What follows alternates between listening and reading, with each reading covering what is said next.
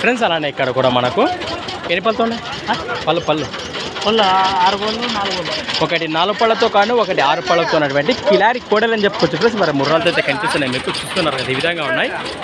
ఏం చెప్తారా కాడి రేటు 1,15 ఫ్రెండ్స్. ప్రైస్ బిట్టి రేటు వచ్చేసి 1,15,000 1,15,000 చెప్తున్నారు.